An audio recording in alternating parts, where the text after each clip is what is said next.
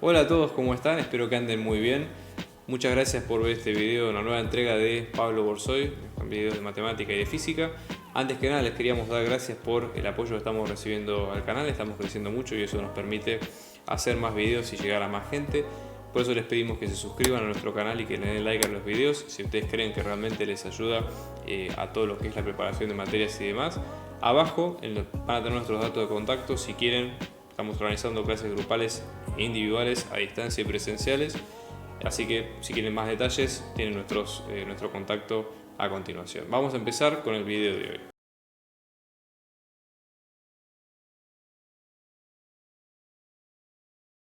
Vamos a ver el caso que sigue, ¿no? Que en este caso tenemos a un cañón, ¿sí? Que en este caso se llama Big Bertha, que es un cañón de masa M que, digamos, dispara proyectiles de masa M minúscula a lo largo de varias distancias, distancias largas L. Perdón. Nada, la idea acá de este problema sería tratar de calcular la energía cinética del proyectil, que parece algo relativamente sencillo, pero tenemos que considerar varias cuestiones. Pero la energía cinética que, digamos, tenía que absorber el mismo mecanismo, ¿sí? Cuando era disparado. Entonces vamos a hacer un dibujo, digamos, del problema. Este es digamos, parece a la vista un problema clásico de tiro oblicuo, ¿no? Por ejemplo, nosotros vamos a tener un sistema de referencia, ¿sí? Que en este caso, supongamos que le llamamos X e Y. ¿Sí? No vamos a tener, digamos, inconvenientes con sistemas relativos y demás, porque no es un poco lo que pide el problema, ¿no? Pero fíjense, vamos a tener X e Y. Supónganse que el cañón está, vamos a dibujarlo acá en rojo, está acá en el origen, ¿ok? En O, y se dispara el proyectil, ¿no? Entonces viene en este sentido. Esta sería la longitud L. ¿Sí? Longitud L abarca todos estos puntos. Ustedes ven acá a continuación. Y el ángulo de disparo inicial acá estaría la velocidad inicial, por ejemplo. En este caso es de pi sobre 4. ¿No? Estas serían las condiciones, digamos, iniciales que tenemos para ver. Porque básicamente nosotros acá, como detalle, ¿sí? Digamos, sería el pi sobre 4 es el ángulo óptimo para alcanzar la mayor distancia. Hay todo un desarrollo teórico atrás y demás, que justamente se puede pensar decir, bueno, ¿cómo optimizar el ángulo de disparo? Bueno, es una de las formas. Pueden tenerlo en este caso como un valor de referencia o simplemente como alfa, ¿sí? Pero lo pongo, digamos, a modo informativo. Y básicamente, si este es el proyectil de masa m minúscula, este es el cañón de masa m mayúscula, a la única fuerza que está sometida de relevancia es el peso, porque bueno, obviamente tenemos resistencia al aire y demás, pero no la vamos a considerar en este caso. Entonces, vamos a ver algunos supuestos antes de arrancar. Lo que nosotros tenemos es que el sistema está en reposo, ¿sí? Respecto de la Tierra, y nosotros si tomamos al principio lo que sería, digamos, si tomamos, esto sería un momento después, ¿no? Pero si tomamos el cañón más el proyectil al principio, ¿sí? Y hacemos la suma de fuerzas externas al mismo, la cantidad de movimiento es cero y no hay, no hay fuerzas externas que cambien al caso. Entonces, por ejemplo, si nosotros decimos nuestro sistema inicial, ¿sí? Va a ser la masa del cañón más la masa del proyectil. Entonces, la suma de fuerzas externas que vamos a tener si hacemos un diagrama corporal libre. La normal, el peso, porque está sobre el piso, la suma de fuerzas nos va a dar cero. A su vez, ¿qué es la suma de fuerzas? Es la variación de la cantidad de movimiento respecto al tiempo. Si la variación de la cantidad de movimiento respecto al tiempo es cero, eso quiere decir que la cantidad de movimiento es constante. ¿Sí? Esa sería un poco la idea. Entonces, eso por un lado. Entonces, en ese caso, ¿sí? Nosotros podemos pensar, decir, bueno, la suma del momento, supongamos que, digamos, luego de el disparo. Pues esto sería al principio, luego. Esto sería algo análogo a los problemas de choque. ¿Sí? Si nosotros estamos tomando en consideración a los dos sistemas, lo que vamos a tener es que, digamos, no hay fuerzas externas actuando sobre los dos mismos o podemos despreciarlas. Entonces no hay mayores inconvenientes. Entonces, en ese caso, lo que vamos a tener es que la cantidad de movimiento del sistema va a ser constante, porque ya les digo, suma fuerzas va a ser cero. Entonces, una de las cosas también es que tenemos en cuenta acá es la siguiente. vamos a suponer que la cantidad de movimiento o el cambio de cantidad de movimiento al principio y al final va a quedar, digamos, sin modificaciones. Entonces, la cantidad de movimiento al principio, ¿sí?, del sistema va a ser la misma que la cantidad de movimiento al final. Estamos hablando de inicial y final como el momento previo al disparo y luego como el momento inmediatamente después del disparo. Imagínense que es la analogía con los problemas de choque que vemos habitualmente, ¿sí?, antes y después del momento clave. Entonces, la cantidad de movimiento inicial va a ser 0 porque están en reposo los dos, y la cantidad de movimiento final, luego que se disparan, va a ser justamente que ambos van a tomar distintas direcciones y se van a mover con distintas velocidades. Entonces, el cañón va a tener una propia velocidad, no va a estar en reposo, ahora vamos a explicar por qué, y luego, digamos, el proyectil va a estar con una determinada velocidad v sub 0 que le es propia. ¿Sí? Entonces, tengamos en cuenta esto. Ahora, los dos, supongamos que no nos metemos en la descomposición vectorial y demás y vamos solamente a los escalares porque van a ser uno contrario al otro.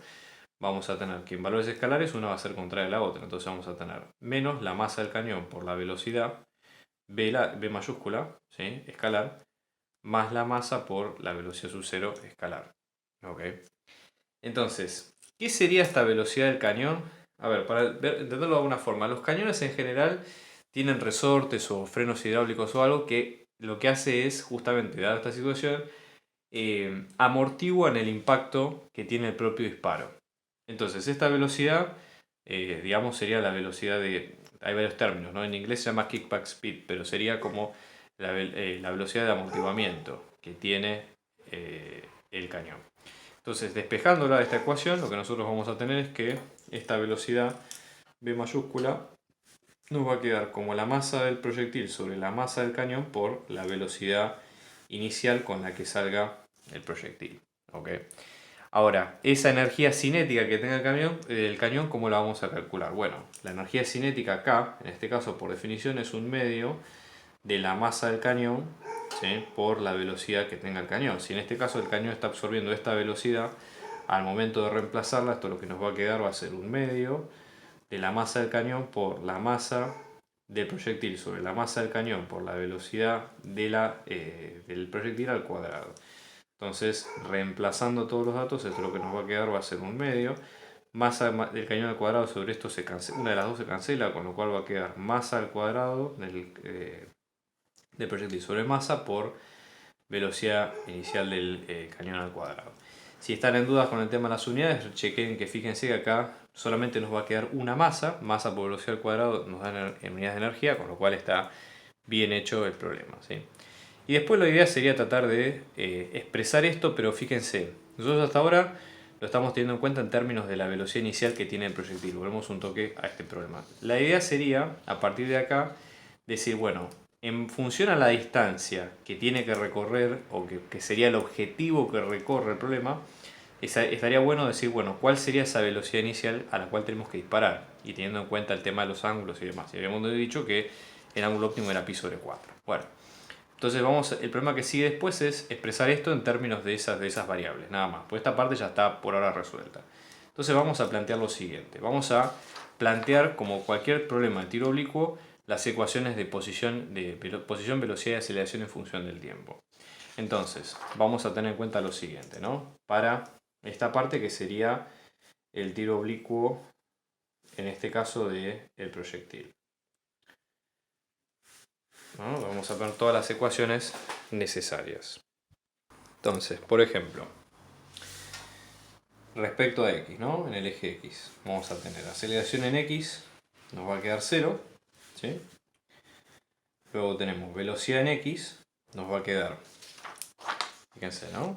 Acá descomponemos la velocidad inicial, en este caso nos va a quedar como velocidad inicial por coseno de alfa, ¿sí?, por versor i, versores i, versores j, y x, también velocidad en función del tiempo, aceleración en función del tiempo, etc., ¿no? Acá directamente integramos, tenemos posición inicial en x y en y 0 por nuestro sistema de referencia, así que al momento de hacer esta integral no vamos a tener x sub 0 y sub 0 y demás. Y luego tenemos en y, vamos a tener la aceleración en y, forma de vector, esto nos va a quedar como menos g por j, en este sentido, ¿sí? Velocidad en y, acá tenemos que hacer la integral de esto mismo, más la constante, que la constante en este caso es la velocidad inicial, que es la componente vectorial contraria a esta. Si esta era con coseno, la otra va a ser con seno y demás, ¿no? Entonces, en este caso nos va a quedar como menos g por t más velocidad inicial por seno de alfa es positiva, y en este caso todo esto por j, y luego la posición, la integral de todo esto, o sea que nos queda menos un medio. Fíjense, también hemos dicho que la velocidad inicial en i, la posición inicial en i nos quedaba en 0, así que no vamos a ponerlo de este lado. Todo esto por j. Entonces, lo que conviene hacer acá es tratar de trabajar con una ecuación que combine las dos, ¿sí? Tratar de, o por ejemplo decir, bueno, nosotros queremos alcanzar una determinada longitud L. Entonces, para esa longitud L, ¿cuál es el tiempo? Entonces, para X, que sea la longitud L a lo largo del dibujo, ¿sí? Fíjense que L acá implica también que la altura sea 0. Entonces, en ese mismo tiempo, para un tiempo determinado, se tienen que cumplir las dos incógnitas. Entonces, vamos a tener L es igual a la velocidad inicial por el coseno de alfa por t. Y luego vamos a tener 0, que esto es igual a menos un medio de g por t cuadrado más la velocidad inicial por seno de alfa por t. Lo que estaría bueno en este caso sería despejar t de la primera ecuación y reemplazarlo en la segunda, ¿no? Entonces sería la ecuación 1 y la ecuación 2. Entonces, por ejemplo, de 1 vamos a tener que t nos va a quedar como el largo sobre velocidad inicial por coseno de alfa. Y en 2 reemplazar y ver qué es lo que nos queda. Básicamente una parte más algebraica del problema, ¿no? Pero fíjense, en este caso esto nos va a quedar con 0 igual a menos un medio de g por L sobre B sub 0 por coseno de alfa, todo esto al cuadrado, más la velocidad inicial por seno de alfa por L sobre velocidad inicial por coseno de alfa. ¿Okay? ¿Qué sería lo que tenemos que despejar nosotros ahora? En estos casos, el término, digamos, lo ideal sería despejar la velocidad, B sub 0. Entonces vamos a ver cómo se puede lograr esto, ¿no? Fíjense que en este caso B sub 0 con B sub 0 se va. Si pasamos suponemos que restamos el término de los dos lados, en compensación esto nos va a quedar como, en términos de la tangente y demás, nos va a quedar como seno de alfa sobre coseno de alfa por L. Esto es igual acá, menos con menos se nos va porque pasamos restando, así que vamos a tener como G por L cuadrado sobre 2 por B sub 0 cuadrado por coseno cuadrado de alfa. Si queremos despejar B sub 0 elevamos a la menos 1 ambos términos. Entonces en este caso esto nos va a quedar como coseno de alfa sobre seno de alfa por L. Esto nos va a quedar como 2 por B sub 0 al cuadrado por coseno cuadrado de alfa sobre G por L cuadrado. Bueno, ahora lo que hay que hacer es sacar, digamos, los términos que nos hacen falta. G por L cuadrado, multiplicarlo en ambos lados. ¿Sí? Así que lo sacamos de acá. Después multiplicar, por ejemplo, por un medio ambos lados. Con lo cual lo sacamos de acá también. Y multiplicar por 1 sobre coseno cuadrado de alfa. O dividir también, como ustedes prefieran. Y luego aplicar la raíz cuadrada. Entonces B sub 0.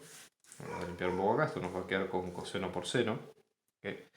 Entonces vamos a tener que B sub 0 nos va a quedar como todo esto. Bien.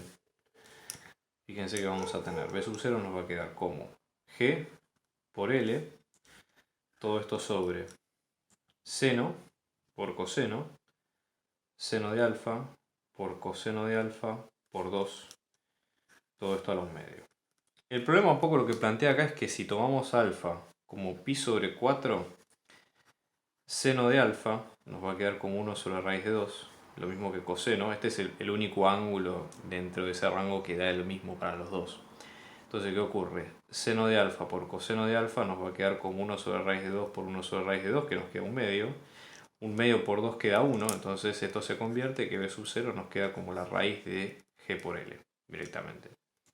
Entonces, si volvemos a la ecuación original de la energía cinética, ¿sí?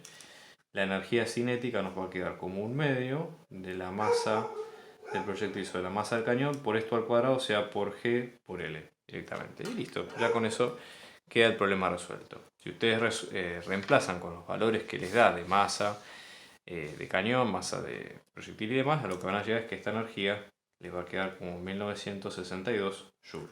Y ese sería el detalle de color de este problema. Estamos organizando clases particulares, individuales y grupales para apoyo a las materias parciales y finales, así que abajo dejamos nuestro dato de contacto para si ustedes quieren contactarse y seguir averiguando de la clase lo pueden hacer. Un abrazo grande y muchos éxitos.